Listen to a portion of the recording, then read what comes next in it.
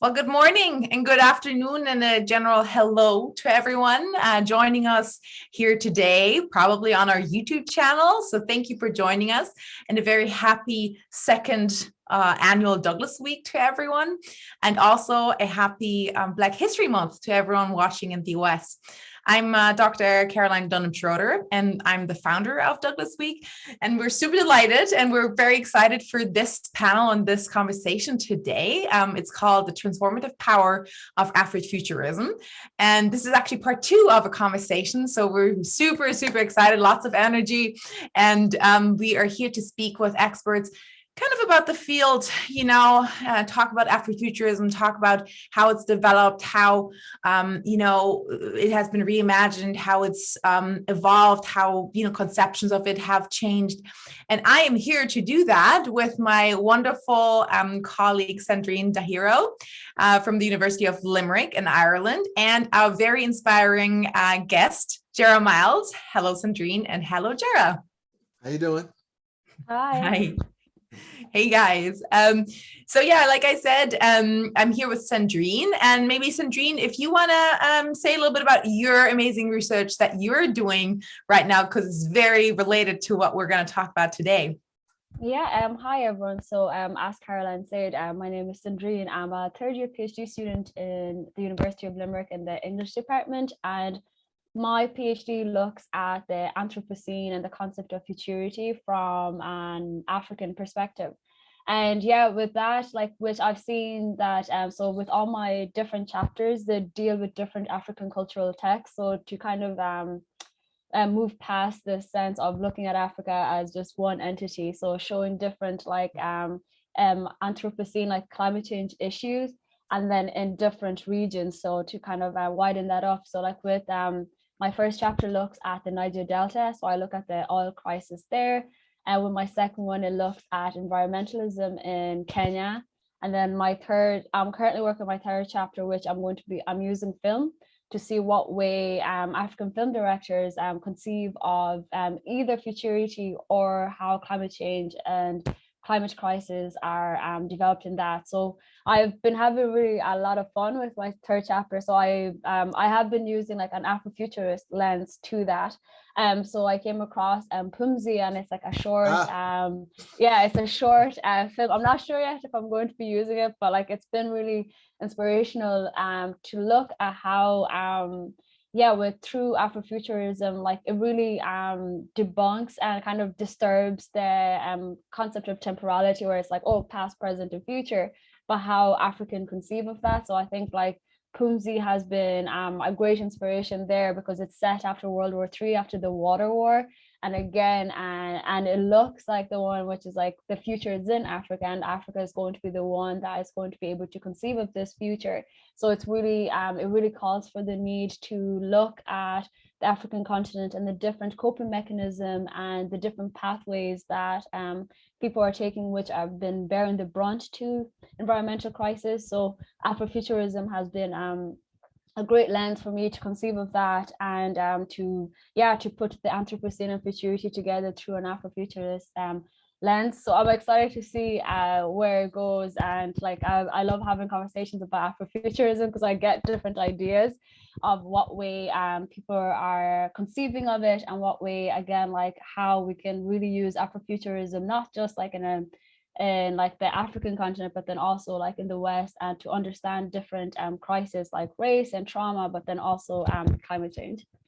Yeah, I think that's a perfect segue. I think I know that Gera, our guest, whom I'll introduce in a second, also is doing a lot of stuff in that regard. And we're all, including myself, very excited about this conversation, especially kind of the Afro-futuristic kind of approach to different media. Sandrine, we've talked about visual arts a lot, and especially film. My background is in film as well, so I can't wait. And so I'll just do a very short intro to you, Gera. Thank you for joining us today. I'm really delighted that you're here. Gera is joining us from the US, and he's a senior training instructor in the East Carolina University English department, where he's been teaching for 17 years and more. And he's also a co-director of the Ethnic Studies minor at the university. And he's also the former chair of the Student Scholarship Fellowship and Financial Aid Committee for the English department. And there's lots. Gera is a very busy man. And he's also the head of the Multicultural Reading Day Committee for the Multicultural and Transnational Literature Committee. And he's also a member of that. And in addition to that, he's the English department computer technician. So he's a tech wizard and media specialist. And he's also the co-founder of Gameplay, and play stands for police. So plays police, life, and youth. So that's kind of a labor of love, Gera, I would say, that involves community and family and the lives of younger people. And it's kind of focused on fostering meaningful and good relationships with the police in Greenville, I think, North Carolina, through gaming. And I'm sure, Gera, you'll tell us lots more. And I am just really honored that you're here. And I have to say, I was talking to Sandrine, and we've been very inspired, but all the things, all the wonderful work that you are doing inside and outside academia. And I know you were recently telling me about the global understanding class that you're teaching. And yeah, I was just basically wondering, maybe at the beginning now of the conversation, so our audience members can get to know you a little, maybe you can say a few words about what you're doing and, you know, how Afro-Futurism kind of weaves into the work that you do. So maybe we start there, Gera.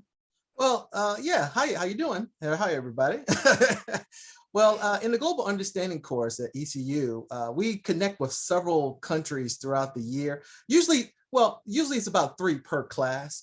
I teach a class that's ethnic studies now, but the Global Understanding classes themselves can be connected to almost any discipline. It could be a math class, it could be a history class of some sort or something like that. But my specific class is ethnic studies, which makes it pretty interesting because ethnic studies is generally centered in America, the concept of how race and identity is sort of like formed and how it has historically affected people in America itself, and you know, and the connection there. But we also have to connect with other countries across the world. And what I try to do is when we connect with these other countries, then we have Global Understanding has its own sort of like needs also. It wants us to talk about like family life, cultural values, sometimes race and ethnicity and things like that, college life. Those are the goals of the Global Understanding class. But what I try to do is merge it with the ethnic studies by sort of like pairing what has happened in America. Sometimes depends on the country. It's a very, it takes some creativity to what has happened over in another place. So for example, right now, the 3 countries we're connecting with this particular semester are Colombia. We're already in connection with Colombia. Where next after Colombia is India, and after India is we're going to see, it's going to be really interesting. It's going to be Russia. So, so with everything that's going on right now in Russia, by that time, we're going to see how those conversations go with the Russian students. And these are with other students, my students with other students from other universities too, just to be clear. So in terms of like what I try to connect it with, well, one of the things that you can connect with Colombia in terms of race in America and concepts of ethnicity and race in Colombia is the caste system, you know. So in the caste system, America was mostly based on, you know, well, and actually also in Colombia is based on race, but it's a little different, right? The whole idea in America is that if you got, you know, 1 drop of black blood, you're a black person for life. But in Colombia and Las Castas, there's a chance that you can actually, as long as you're not, don't have any black blood, if you have Indian blood or some other type of blood, you can actually move yourself back up to being Spanish, which is the high person, the high part of that particular caste system. And that was established by the conquistadors, Las Castas. And there's Las Castas de las Pinturas that show you 16, they're usually 16 panels, and they show you the different groupings of people so you can organize them. And those were done for different reasons. But regardless, what I'm trying to do is compare caste system to caste system from one culture to the next culture. So in a way, trying to teach ethnic studies in America, but also look at some of the issues that have occurred and might still have some, you know, some relevance to the how people connect in Colombia also. So we do that. That's one of the things I do in my ethnic studies class in order to connect with different countries and also to help my students understand that, you know, human beings aren't that different. I mean, of course, we can do beautiful things and horrible things, and that's pretty consistent across the board. The biggest thing is to see the humanity, and also if we're going to do race or ethnicity, like actually do it as an act, then perhaps we can learn how to undo it also. You know, not how, you know, different ways of trying to define one another and different possibilities. Now, of course, in Colombia, you also have to cover magical realism. So, so that you connect that. Now, if you want to make a segue, that'll be a good probably segue from magical realist concepts of speculative, sort of like sometimes connected to like speculative fiction. Because I would consider sort of like magical realism a type of fantasy connected to speculative fiction in that particular sense. So maybe that's our segue into Afro-Futurism in that particular way. I mean, I guess low-level Afro-Futurism, if we're trying to get there right now, would be sort of like, in terms of magical realism, could be Octavia Butler at times, especially with Kindred, you know, because it was never really explained. It just kind of happened when Dana would just vanish into the past and stuff like that. So maybe that was a somewhat, I don't think Butler will ever call it anything but fantasy herself. She probably wouldn't call it magical realist, but we could probably play with that a little bit and get an idea and start there if you want to, or start with anything. I mean, anything speculative that has to do with sort of like the thriving, the advancement, the acknowledgement of or creation of identity. The fact that you're going to actually have a future, I guess that is something that is important, definitely important to establishing Afrofuturism concepts in any type of art style. You know, the transformative aspects of it in terms of connected to the culture itself. Yeah, thank you so much. I think that's a great, I said great too much. starting Then point. I talked too much. I'm sorry. No, you don't talk too much at all. I'm absolutely delighted. I think you say a lot of things there that very much resonate with what we're trying to do with Douglas Week as well. You know, the kind of connecting people, connecting students, connecting the younger generations, and, you know, in the context of understanding each other better, collaboration, co-creation, and all of these, and these kind of concepts. And you were saying, you know, this kind of advancement and creation of identity. You know, I'm sure Sandrine will talk more about that as well. You know, I lived in Ireland for the last couple of years, and, you know, things are changing a lot there. My background also is German. And, you know, I think a lot about, so I speak German, and I think a lot about like language and how dynamic it is. And, you know, the word race, we don't use that anymore in the German language, for example. Yeah. So, you know, we're trying to do a lot with Douglas Week, and I think that there's a lot of kind of like sort of themes and keywords that you've mentioned that really work with what we're trying to do. And maybe I hand over to Sandrine now, because I know that you mentioned it earlier there in your introduction about, you know, film and Afrofuturism, and it maybe being a form of resistance, or maybe something that you know, that can help overcome or cope, or, you know, with the challenging things that we are all experiencing these days. So Sandrine, maybe over to you. Yeah, no, thank you so much, Gera. Like, that was inspiring as well. Yeah, no, I definitely agree with Caroline in regards to how I've definitely used like Afrofuturism to understand like identity, especially in Ireland, because like I'd be Rundee's Irish, and again, like with identity, it's always something that's very like fixated on like, oh, it has to be one thing, you can't be like have kind of like a dual element. So like when you do think, like when I think about the future, it's like, yeah, like that allowing that duality, and again to just using Afrofuturism as a way to understand like where like my place in society and where I belong, and definitely like my research is helping with that. So with that in mind, then you had mentioned modern day society there, and I was thinking about all the challenges that we're facing today. So thinking about diversity, representation, and identity, and the lack thereof, perhaps. So in light of these many life-challenging events societies around the world are facing in the 21st century, thinking about the topic of our conversation, do you see transformative power in Afrofuturism to face these challenges? I would say, I mean, we're all having a conversation, so I mean, everybody just jump in. But But I would say definitely. I mean, I think John Dennings, I think he's a professor in media and cultural studies in University of California. And he said this quote that I always go by. I said, the future of Black people in America was supposed to be connected to only three spaces. It was supposed to be either the hold of a slave ship, the plantation, or the grave.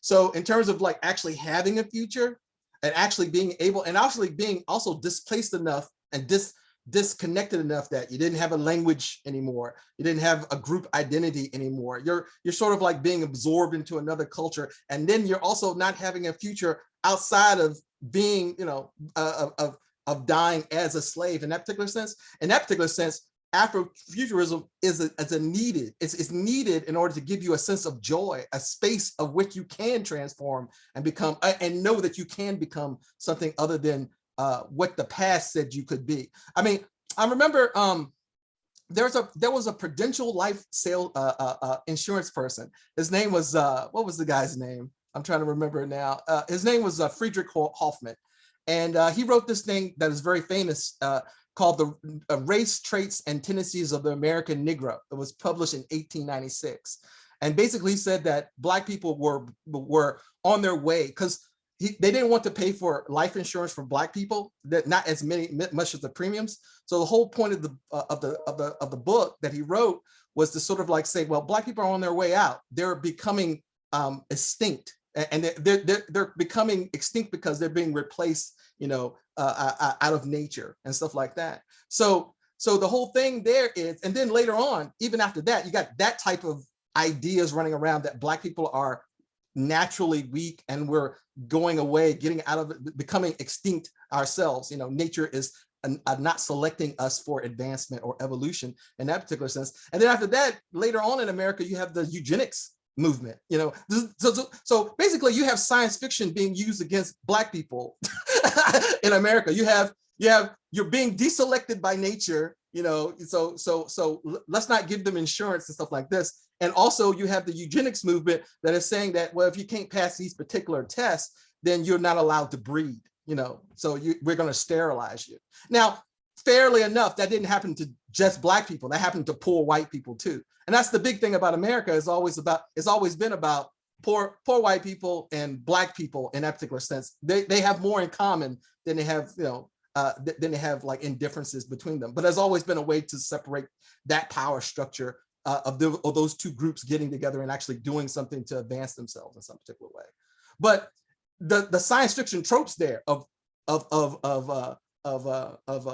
somehow being selected out of history, you know, or also the one about eugenics itself, you know, the advancement of the human cause by gene selection and things like that. All those things were used in order to stop the future, you know, of a possible group of people, you know. So of course, you need something in order to like give you hope beyond that, to see that somehow in the future I am thriving, not just surviving, but thriving. And I think that's important. And it does it, it does it in several different ways. You know, we have the art, we have architecture, we got, you know, the literature, we got the movies and the TV shows, and you know, everybody always brings up Wakanda and Black Panther as like the key things. You know, even though there was Afro-Futurism before that and things like those, are like that's the key thing that everybody focuses on. But the biggest thing is that I also think, and we can talk about this too, is that I don't think, most people think it has to be done by Black people in order to transform that space, you know, or people, you know, people Pan-African, you know, people who are indigenous, diasporic, or something like that. So I think that, and actually the concept itself, I mean, Mark Dury is not a Black person. He came up with the term Afro-Futurism itself. And then you have all these other people of different types, you know, like Samuel Delaney's half Black, you know, stuff like that. He contributes and also challenges the concept of Afro-Futurism also, that this thing is not just for Black people, at least it's for Black people in terms of hoping that they survive and thrive in the future, but also it can be performed, you know, also by white people in the same way. So it's not just restricted to one particular group. And not just, I use white and Black because those are like the simple dualistic things that most people think of in terms of like America and stuff like that. But I'm saying other people can contribute to it, and it doesn't just have to be Black writers, although it's more about experience and empathy and compassion more so than melanin of your skin. As long as you have your idea that you're doing something in order to help like those indigenous or diasporic people, and use their art style in order to do that, you know, aesthetic style in order to do that. Yeah, no, that was, I definitely agree with what you were saying. And I think with one of the points you made, like in regards to the past, it's something that I always think about, just because I use the theory of temporality a lot. And then so like with temporality, again, it leaves out anyone in the African continent, because it states that African people only work in a two-dimensional, like past and present, like the future is not something that is just, it's unreachable to them.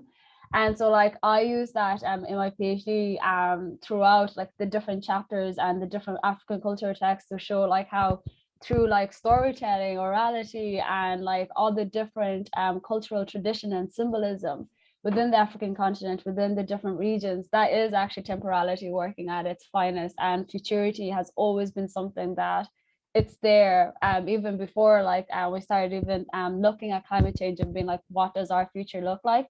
The continent has always been thinking about that, and it's always like there that closeness to the apocalyptic. So like, you know, you'd have it with slavery and everything like that. So I always do look at Afro-Futurism as that freeing nature of it, where again, just people within the continent which are bearing the brunt of different ecological, social, geopolitical, like they use Afrofuturism like as a way, as an outlet to be free, in a sense that maybe like in the West isn't used the same.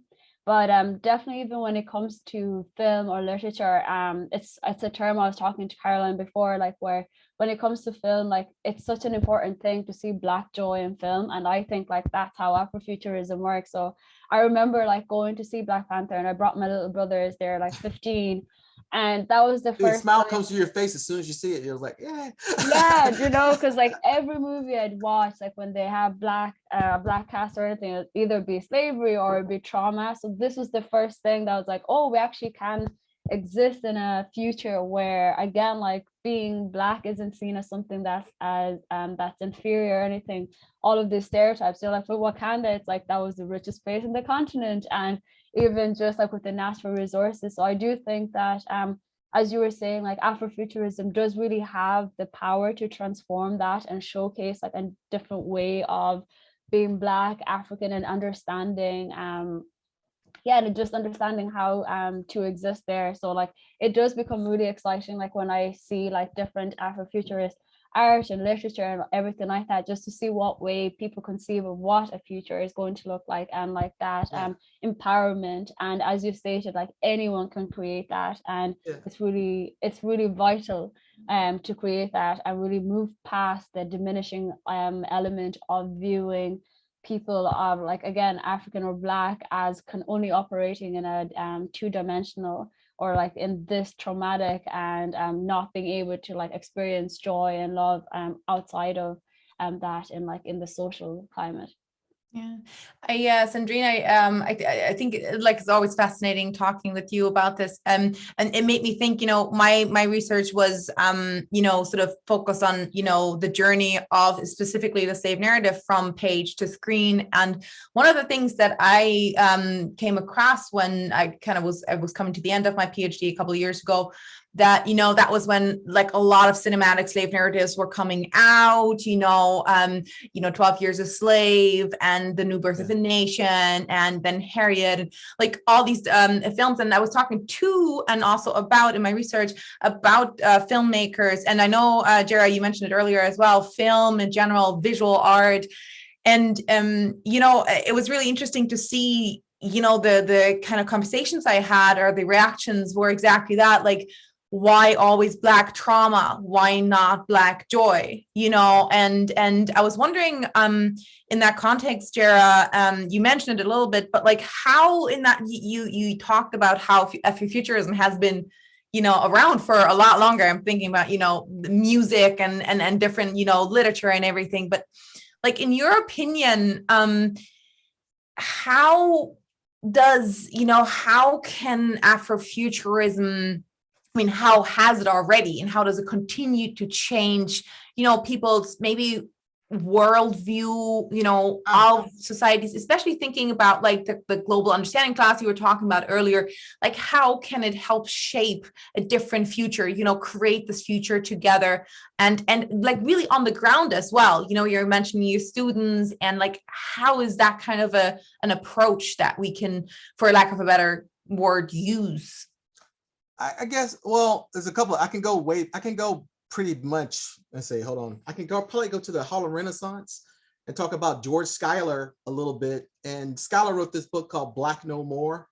And basically, and I would call it science fiction. It's not meant, because they tried to do it scientifically. Basically, what the book is about is that Black people find a way to turn themselves white, and then they incorporate themselves into white society. But then when they start to intermarry, the babies that are produced are Black or light skinned or stuff like this. And then the babies themselves have to be like turned white. But then as the book goes on, the white people realize that the newly turned Black people who used to be, the white people who used to be Black are actually lighter than they are. So they turn themselves dark. They stain their skin. So the whole thing is about the irony and satire and the ridiculousness of race in America. Even in the Harlem Renaissance, they were talking about how ridiculous race is, right? And the whole idea, the concept of it in itself. That book, I'm not sure how transformative it was in the time, but it surely got the people of that time period. I mean, like even W.B. Du Bois read it, because he was actually a part of the satire. He was lampooned in it himself and stuff like this, because it had a lot of the people during the time period. And they were even talking about it in a sensitive way in which I guess it could affect change. As long as you're talking about it, maybe it's changing some minds in some particular way. But that's from the Harlem Renaissance. Now, for me as a nerd, Star Trek as a kid, I mean, Star Trek was the thing. I mean, I got off the bus from school when I was a little kid. I used to see Lassie first. I used to watch Lassie, and then I used to watch Star Trek. and Uhura is a big deal. I mean, actually everybody on that show was a big deal to me. Even Sulu was a big deal, and Chekhov was a big deal for being young, one for being Asian. But definitely Uhura, for me, seeing her on that show was extremely important. And Nichelle Nichols always tells this story. She's the woman who played Uhura. She says that she was actually, and this goes into the transformative aspect of actually changing people. She said that she was going to quit the show, but then she met Martin Luther King, and Martin Luther King was a fan. And he said, was a fan of Star Trek. And he said, and she told him, it's like, I'm thinking about leaving the show. He said, you can't do that. If you leave the show, how are Black people going to realize they're going to have a future, actually be in the future? Because there's nothing on TV that says that Black people, especially during that time period in the 60s, in the late 60s, that sort of like assumed that Black people will be somewhere in the future, and this was one of the first shows that did that, right? So she stayed on, and she always tells that story about her meeting with Martin Luther King. So again, transformative, getting people to think about the ridiculousness of race in the 1920s, getting people to actually think about like the future, Black people in the future in terms of Star Trek. And then Nichelle Nichols in real life. In real life, she became like a symbol for Nassau. I mean, Nassau took her, the Nassau, National Aeronautic Space Association. They took her and made her like a symbol. And they got all the students of color, minority, and she did it for years to get them to get into the aerospace program, because there weren't enough women and people of color wanted to be in astronauts, but they couldn't. Well, initially, NASA wouldn't even let women be astronauts, and they said all the Black people were not qualified, all the people of color were not qualified. So she became an ambassador for NASA for years, and got more people into NASA. Almost everybody who's in NASA right now who's a person of color probably has some sort of is there probably because in some way Nichelle Nichols inspired them. So again, the reality of Star Trek, the transformative nature, it becoming real life and actually making real advancements in return. Those are the first ones that go off my head. But I love it. I love it. I love that, Gera, if you were, you were inspired by that, how many other, kids and still are, if you look at I was a bit of a Star Trek nerd myself when I was younger. So, probably the next generation there, but, but I think that, I think that the representation, and that's something I've talked with Sandrine about a lot, is that, and she mentioned it earlier, the representation or lack thereof, and I think that there is, that there's a lot of, change in that regard. But I know, I know, Sandrine, you mentioned it earlier, kind of about, Afrofuturism also as a form of resistance in a way to, society and to, a lot of things. Maybe you wanna jump in there. Yeah, that's I just had a question in regards to that. Like, what way do you think Afrofuturism does play a role in the resistance? Because I've definitely seen it in my research where it disrupts the temporality of thinking that Africans only work in a two-dimensional, because again, like, it's projecting onto a future that isn't Western and it doesn't fit into like modernity. I think that is a form of resistance, and I've seen that in my research. But what about yourself? Oh, for me, or well, let me see. In terms of like resistance like that, I mean, I guess I could think about. Have you heard of Akon City? Have you heard of that yet? No. Okay, so all right, so there's this rap. There's a rap musician, a singer called Akon, Akon. Okay, and he has enough money and actually the backing of the Senegalese government to create this entire city in Senegal that's supposed to be extremely Wakanda-like. Actually, I have pictures of it if you want to see it. So, but the whole thing is that if you want to see it, and say, hold on, let me see if I can find it. And we'll make this available to the people watching. We'll put a link in the YouTube comments below. So we'll put that in the description, actually, because I think that's absolutely worth looking at. Yeah. Andrea, did you know about this? About Akon City? No, City? But I remember it's actually supposed to be in development soon, but it's got a lot of controversy surrounding it. I have a Senegalese friend that kind of like is doubting some of the Akon City is supposed to be the next Wakanda level idea. Here it is. I found it. Here we go. Can I share? Just put it in the chat and we'll make it available probably. Okay, I'll put it in the chat. Yeah.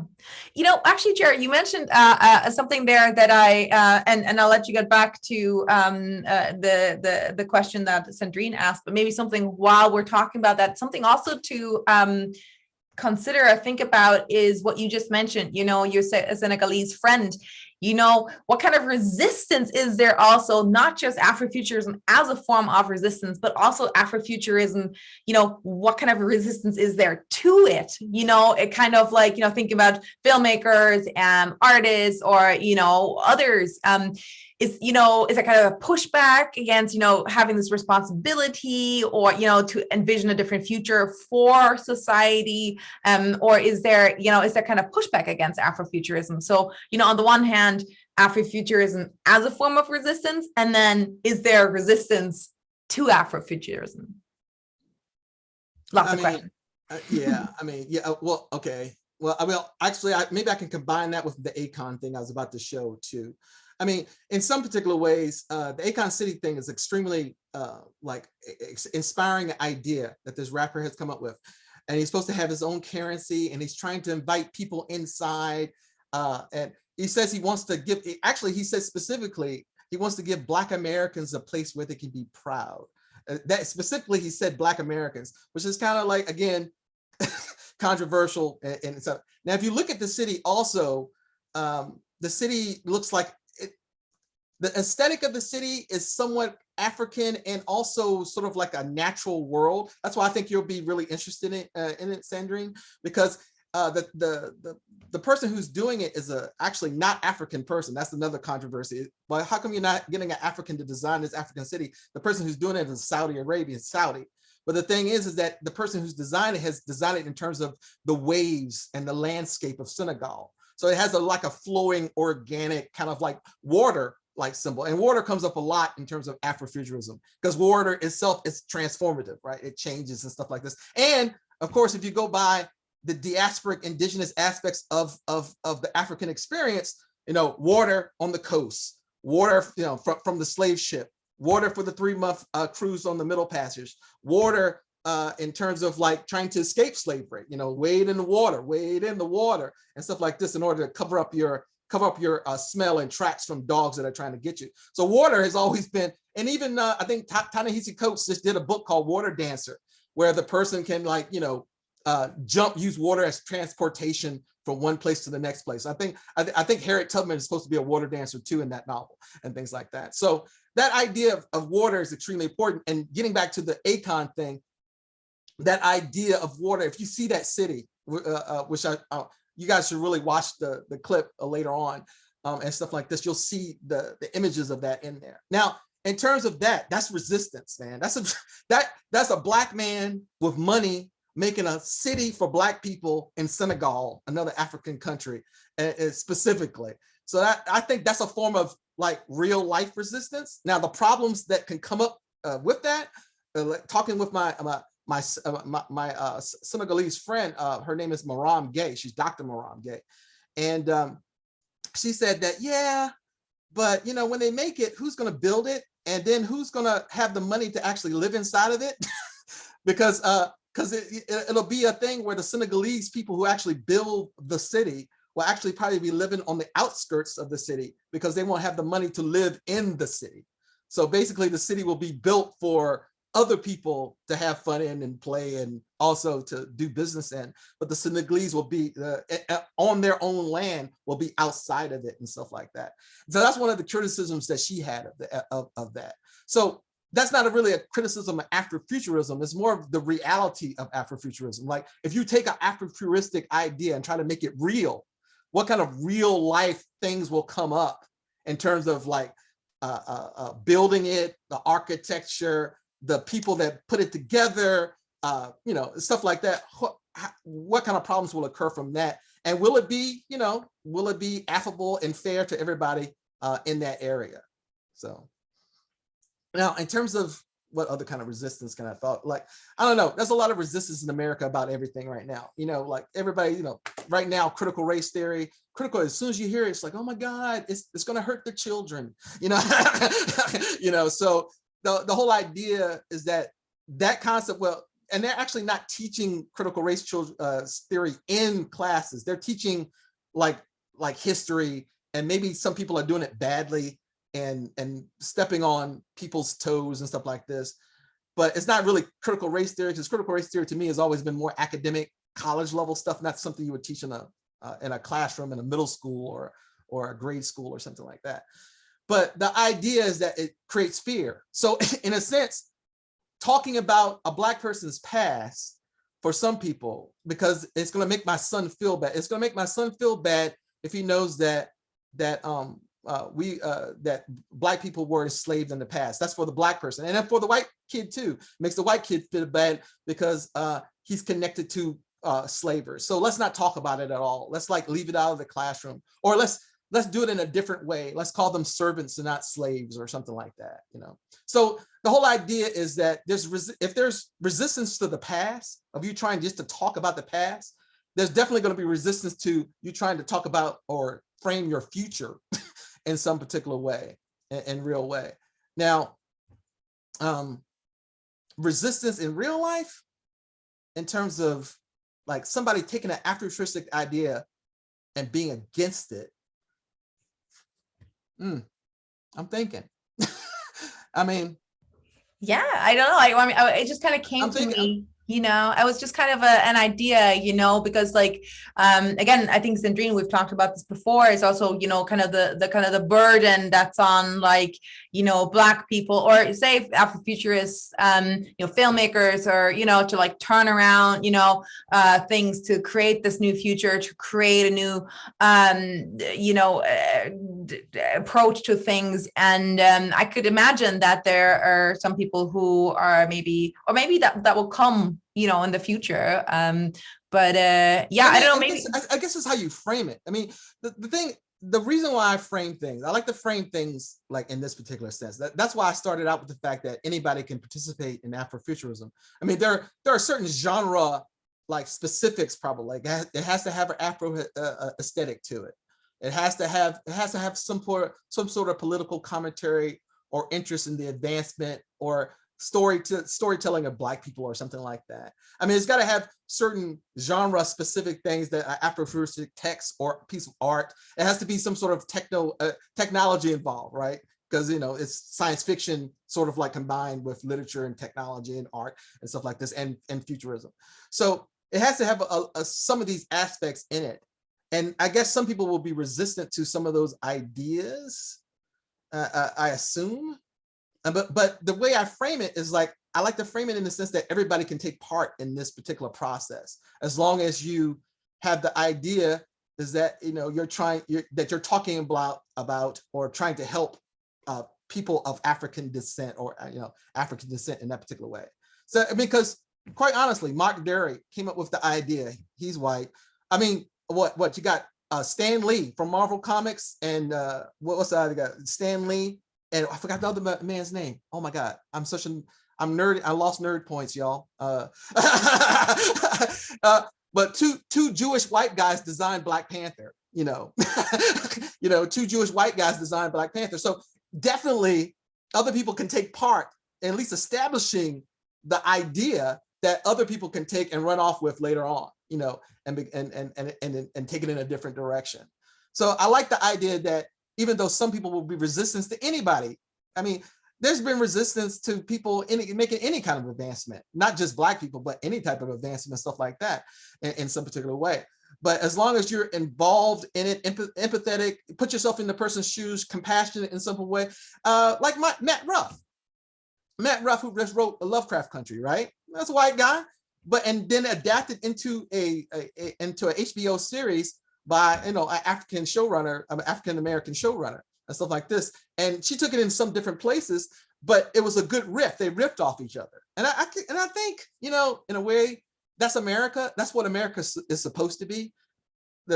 In terms of my own country, I think the ideal aspect of America is that we should riff off one another. That's where jazz comes from. That's where blues comes from. That's where Afrofuturistic ideas come from. But the thing is that some people don't realize that, you know, the best part of us is that we're playing off of one another, you know, like cultures and ideals and things like that.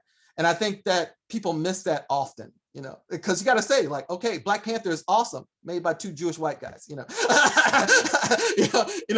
and then develop further by other black like writers and cartoonists and stuff like that.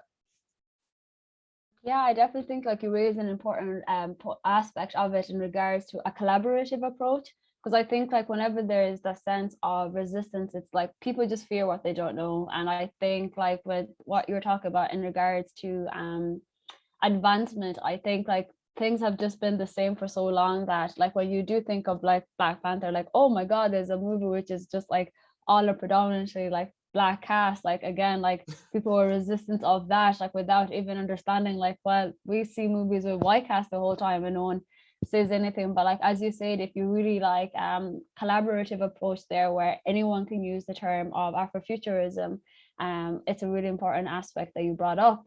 And so just with my last question, it's like, in your opinion, do you think Afrofuturism can be seen as a way to help people cope with racism and trauma by giving them a positive representation and new sense of agency? Yeah, I mean, I'm not sure if I can say more than yes. I think we've been talking about that somewhat. But let me see if I can think specific, because I think I've given some examples of that already, but let's go a bit further in terms of trauma, though. Trauma is interesting. Dealing with trauma. I think in some ways, there's more than one futurism, right? I mean, there's indigenous futurism, there's like a Asian futurism. Right now we're talking about Afrofuturism, but everybody has something that they're trying to get over their particular trauma. I mean, there's a scene, I'm talking TV shows right now. Deep Space Nine. There's a Deep Space Nine now. Oh, got a Star Trek nerd. But there's an episode. Let me see if I can find the name of the episode real quick, because that all has to do with trauma. This particular, it's called Far Beyond the Stars. Thank you. Episode, it's in Deep Space Nine, and it's an episode where Benjamin Sisko, he's a black captain of the Deep Space Nine. It's a space station, right? And he goes in, he gets somehow, we don't know if it's a psychological thing or a time thing, but he gets thrown into the 1940s, I believe. I think it's the 1940s or 1930s or something like that. And he becomes a novelist. So he's a space captain in the future, but now he's in the 1930s or so. And now he writes science fiction stories. The thing is that he usually writes about like other things, like things with white people in them. But this first time he writes a science fiction story with a black person in it, that of a captain of a space station who's black, you know. So there's kind of like that connective tissue there. And then the thing is that nobody wants to publish it, you know.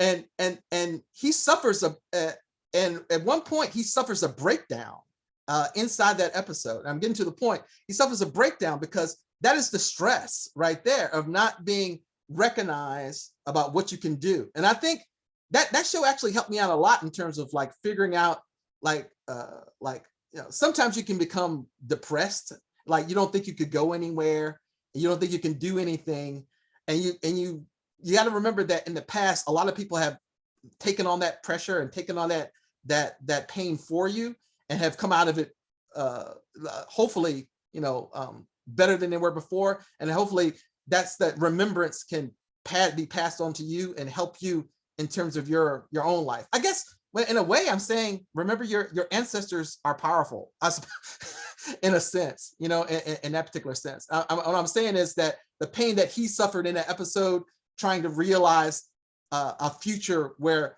people could even think about a black captain of a space station and stuff like that, and dealing with that particular pain is something that's sort of like passed on, but also is a cumulative. It's cumulative in the sense that people, even though you pass it on, you're also working through it at the same time. That the next generation is going to be better than the last one in terms of dealing with that particular situation until they're out of that situation itself. I suppose, I guess. I'm thinking out now. No, I love it. I love this conversation because, you know, there's one thing that strikes me. It's really interesting to see the different perspectives. You know, we've been working through Douglas Week a lot with, you know, the Irish context. We've been working a lot with the US context. And, you know, I think it's really interesting to see the different takes and the different kind of thoughts and approaches in the different countries. Just one more question before we wrap up and before I hand over maybe to you, Sandrine, then back to you, Gera. You mentioned Lovecraft Country there, and you have to talk about it. Oh, well, we actually have a class that I'm teaching. It's a 1,000 level class. It's a 1,000 level class is just supposed to introduce kids to English, and they're huge. There's like the class cap is supposed to be like 100, you know. In an English class, usually it's like 25 or 30, you know, because there's a lot of reading. But this is mostly like, you know, we let them read. There's not too much writing. It's not writing intensive and stuff like that. But the idea of the Lovecraft Country class is that we're role playing the Lovecraft Country in a sense. And the whole idea of the Lovecraft Country is that looking at sort of like the Black experience as if it was sort of like horror, which it is in the past in America, in that sense. And what we had to start with Lovecraft, because I think Lovecraft represents he's an interesting person. Lovecraft is an interesting, I think I called him an influential weirdo, because he is a xenophobic, racist, he's fearful, he had a rough life. Both of his parents went insane. His mother went insane first, and later on his father went insane. He had to live with his aunts for a long time. He got married relatively late in his life, and then had a decent relationship with the woman for a few years, and then got divorced from her and stuff like this. He died himself like from like I think it was a gastrointestinal kind of like disease or something like that, because he was eating raw beans, old raw beans all the time, because that's all like he could afford and stuff like that. So the dude had a rough life. He was like and the thing is, he always considered himself sort of like above above people that he thought were below him, because he always considered himself sort of like a 19th century sort of like gentleman of a sort, right? I mean, even though he was in the 20th century. But Lovecraft, he wrote that poem that everybody, it was never published, because even people who read the poem said that that's too much. It was called On the Creation of N-Words. I'm not going to say the whole word, but so he wrote a poem about that. Look it up. It's pretty horrible. It's a pretty horrible thing. However, this person has become one of the most influential like artists, in terms of like horror and in terms of like speculative fiction, that you see his influence everywhere in terms of TV and movies. And, even Jordan Peele, has to have some like got some of his ideas, maybe not directly, but definitely he's seen some of those ideas in play that Lovecraft has established about this idea of cosmic horror, like this undefinable horror that's indifferent to our life in the universe, and somehow, and that's the big thing that Lovecraft gave us, that cosmic horror ideal. Now I start with him because that's sort of like representative of how people thought of Black people in America: indifferent, fearful, extremely xenophobic toward people that were part of your own particular group. Opposed to everybody's supposed to be American, but they were considered like, in terms of segregation, in terms of Jim Crow, in terms of Black codes, in terms of slavery from the past, in terms of all that stuff like that, you're still second class, third class citizens in that particular sense. So when you look at the things that a person had to go through to survive, it was a type of horror in that sense. And I think that's what Matt Ruff tapped into in terms of Lovecraft Country, the novel itself. And then later on, what the showrunner tapped into. What's her name? Shonda Rhimes? Yeah. Misha Green? Yeah, I'm sorry. Misha There Green. it goes. Yeah, she did Underground as well, which is also a really interesting connection there, by the way. Yeah. but what we're doing in the class, it's called The Real Lovecraft Country. And what we're doing is, after we talked about Lovecraft and read some of his work, get an idea what cosmic horror was like, we're also doing a role-playing game with Frederick Douglass here in the RTTP and reacting to the past. So we wanted to establish like an idea of what is Black horror in America. And then we wanted to look at, well, let's look at Frederick Douglass, slavery, and the Constitution from 1845, and see how that actually plays out if we actually try to role play this as some of the people from that time period, And it is actually, honestly, extremely interesting. We had our first role play event like last week, when the kids actually had to take on their characters. They had to do research on their characters. And some of the characters we gave them were Martin Van Buren, Senator Calhoun, Frederick Douglass, of course. And Frederick Douglass didn't show up for the first day of his own event. I was like, the kid, I was like, man, what are you doing? The kid I forgot, he had a problem at home, but he didn't tell us about it. You know how students are. So you got to tell me, if Frederick Douglass doesn't show up to his own event, the whole idea is that this initial event, it was a literary event. Charles Dickens from England was in New York and wanted to hold a literary event for this new Negro writer called Frederick Douglass, who had just written this narrative.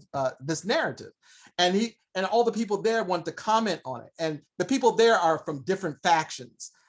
Like there's an abolitionist faction, there's a pro-slavery faction, and then there's an independent faction that can go either way based on how the abolitionists or the pro-slavery role players like try to draw them into their arguments and stuff like that and try to convince them of the arguments. And the speeches that they did, because everybody had to give a speech sort of introducing themselves and also setting their position on Douglass's narrative. And I have to tell you that it's incredible because I think the abolitionists are going to lose because the ingrained aspect, when you read some of the ideas, like the people were getting into, they were true to their characters. Senator Calhoun believed that slavery was a positive good in America. You know, it took Blacks out of Africa because they're savages, you know, so it took them out of a savage land into civilization. It gave them Christianity. It gave them stability, you know, stability in life, because they would just be slaves all their lives and have the stability of the plantation in order to control them from their savage urges and stuff like this. And not only that, there are other people that were like the true Jeffersonians that believe that, yes, I treat my slaves well. I want to treat my slaves well. And that's a good thing. I want to treat them well and not hurt them. And even though sometimes I might have to sell their children, it's okay, because, you know, as Thomas Jefferson said, in one of his works, he said that the Negro mind has a short memory, and they get over their loss of their children pretty quickly. You know, so the whole idea of these ideas inside this society, and I think my students are catching on to it. It's like, how did slavery ever end in America? You know, I mean, does it take, the scary thing is this, does it take a violent, horrible revolution in order to enact actual change in a government? I mean, because 1845, slavery's not going anywhere. 1861, we have the Civil War, you know, and which aspects of it are definitely about slavery, you know, like the freedom of different peoples. So we have this buildup occurring, and the scary part is that in some ways you can see some of this buildup occurring now, you know, in terms of some of the ideas that are being spouted by certain people in certain groups. And you got the January 6th riots, like being a small aspect of that, in terms of like people believing so much in the freedom that they think they're losing or having to compromise, that they're willing to, like, you know, march on the Capitol and break inside of it and destroy people and stuff like that. So it's actually that this particular role-playing thing is it's not just a look into the past and stuff like this. It's actually a possible look into the future, which is actually a very scary future indeed, unless we get our acts together. But that's what dystopia is supposed to do anyway. You know, it's supposed to scare you just enough. You know, dystopia is good, apocalypse is bad. You know, dystopia first, dystopia leads to the apocalypse. We won't try to avoid the apocalypse. So dystopia is a learning tool. Dystopia teaches you something, right? Apocalypse is too late. It's already been done. So hopefully my students and myself, and I'm learning a lot too, just by seeing them interact as their characters in this role-playing game. I'm learning a lot about, like, how people justify things when they probably already know that it's wrong. You know, in that particular sense. But it's an interesting game. I got to give it to the Reacting to the Past people. Shout out to them in terms of putting that Douglas RPG together. Yeah, I think it's fascinating, Gera, what you're telling us about that specific project. And, you know, like I said earlier, I think I've been really struck by, you know, the similarities and the differences between, you know, something that might work in the US might also work in Ireland, but hasn't maybe been tried. Different kind of developments in terms of, you know, Sandrine, yesterday in a panel, we were talking a lot about that, you know, kind of issues in society, very similar, but then very different. But, you know, it's really interesting to see the different perspectives. And I thought maybe as our kind of last question or talking point is kind of going hand in hand with that. And I was wondering, Sandrine, maybe first, and then Gera, for me, this conversation is really insightful because, you know, there are so many different aspects of this, so much that we are trying to do with Douglas Week, so many things that, you know, lots of different communities and, you know, educational organizations and, you know, are trying to do or don't. You know, you mentioned critical race theory. But some things that, you know, we've been talking about this week specifically, and last year during Douglas Week, was, you know, where are we going? How can we create a different future? How can we be the change? Like you said, you know, we got to get our act together, but how can we be the change that we all need. And I was wondering, Sandrine, especially with your background in your PhD research and your own experience in Ireland and the Irish communities, and what is your kind of takeaway maybe from the conversation here today? And the same then to you as well, Gera, kind of some of the insights maybe that you are taking away, or something that maybe our audiences, people listening and watching this, can take away, some stuff that people should definitely maybe check out. Aiken City for sure, and also Lovecraft This is really County. interesting. I mean, the good side and bad side of Aiken City, man. I mean, it's actually really riveting when you start delving into it. You gotta go deeper. Yeah, look at I think he has a travel guide, like the speculative, like this is what the city's supposed to look like. Go take a look at it. It's really interesting. Really. Yeah, lots of inspiration. I think that's a really good keyword. And over to you, Sandrine, perhaps with some thoughts and takeaways, conclusions, ideas. Yeah, definitely. Like the main takeaway is in the need to look at the past in order to see what way to approach the future. I think Gera made really important points in how some people are still really fearful of looking at the past and admitting where we went wrong. But I think like in order to like not only like approach an Afro-Futurist, but like just to approach a future where we're not like repeating the mistakes or anything like that. I think that's really important, because like I know in my research, like I look at like with colonialism as like a failed post-colonial dream and what that looks like. So then by using Afrofuturism, it's kind of like recreating that. And the only way that that's possible is by looking at the past and looking at the situation of the here and the now, and what way to like project what would a future look like without, like, let's say with the trauma or policing of Black bodies, everything like that. You have to look at how it's been done in the past, how are we conceiving of it in the here and now. And I think that's really, really important in order to like access that future, that we're not like recreating past mistakes. And I think the film Pumzi is perfect for that, because it shows like again like how the future, like how that's constructed, and like how they're made sure that like like in the future it's like 100% renewable energy and everything, because they've understood how like in the past that didn't work out. So I think that's something that everyone should give it as a takeaway. And definitely with what Gera said, like Afrofuturism is for everyone, and that's something that I've definitely taken away from this conversation. Oh, okay, my turn. Your turn, Gera. Well, I mean, what's the old thing people used to say? They said, think globally, but act locally type thing. So I actually have, if you on my little sheet that I gave you guys about like my introduction, you talked about gameplay a little bit. Game Police Life and Youth was actually something that my friend and I created, Dion Dale in Greenville, North Carolina.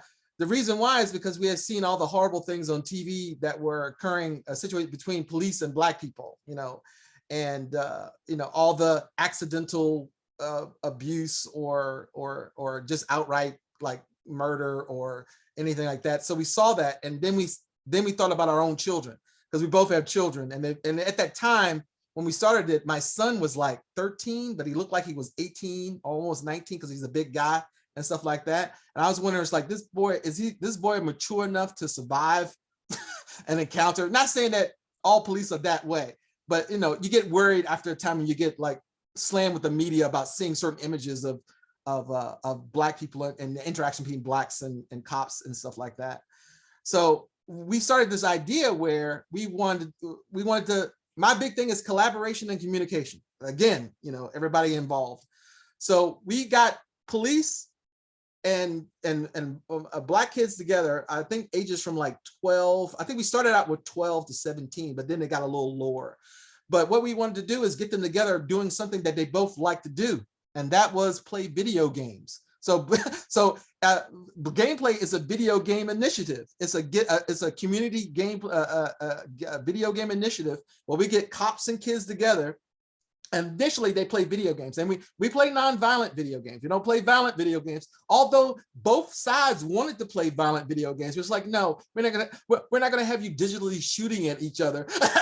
That goes against the whole point. But they play things like racing games and sports games, and Mario Kart, and things like that.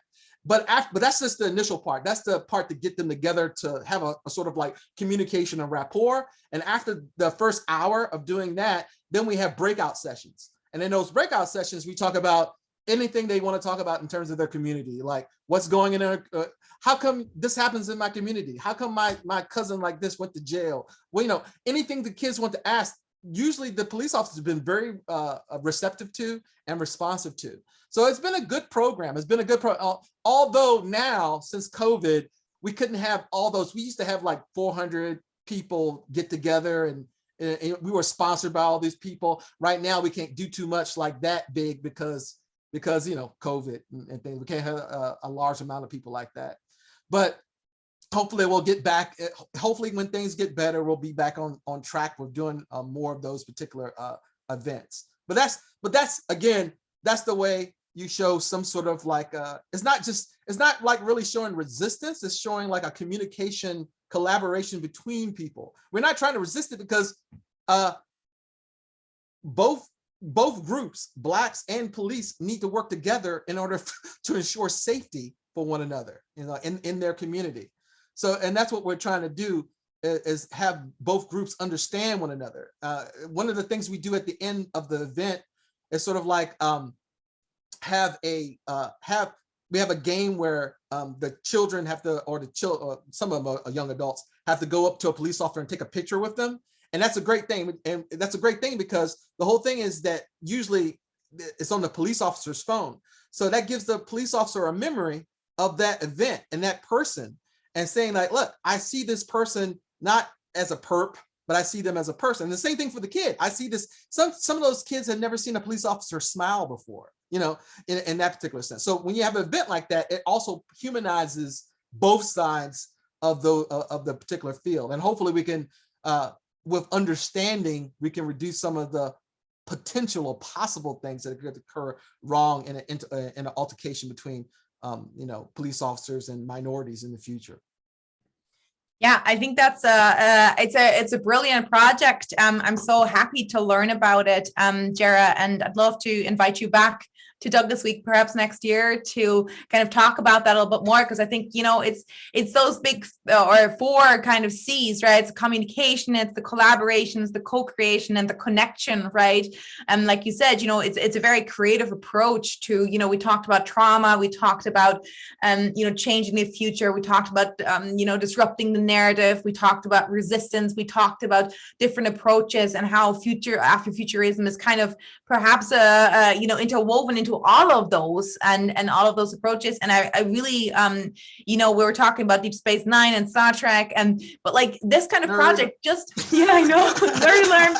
But I think that this is another example of how, like, in real life, it's affecting people in a good way, and it can create this future that Sandrine mentioned earlier as well. How can we find our way, by looking at the past and then change our future and transform? We're talking, the name of the whole conversation is the transformative power of Afro-Futurism, and I think that through this creative approach, which is the very core of what we do with Douglas Week, is taking this a very creative approach and talking with people from all over and with all backgrounds and all sorts of professions, all sorts of ages and everything, to look at issues and challenges that we all face in different ways, through a creative lens. And I would love to continue this conversation, and love to invite you back to Douglas Week next year.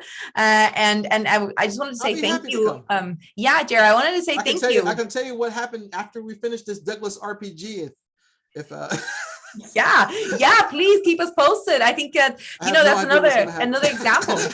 Another really good example, I think that, you have given us and our audience members as well, a lot of really good examples of what what can be done. And, I think, Sandrine, we've lots to talk about, how this applies for Ireland or how it doesn't, and how some of these things can be translated and how some of these can't be translated. But for now, I would say thank you so much to both of you. An absolutely energizing, absolutely energizing conversation. And thank you so much for this. And we'll hear more and see more and learn more together over the next couple of months. And then we'll see you back here, Gera, for Douglas Week 2023. Woohoo! All right. Thank you. Thank you.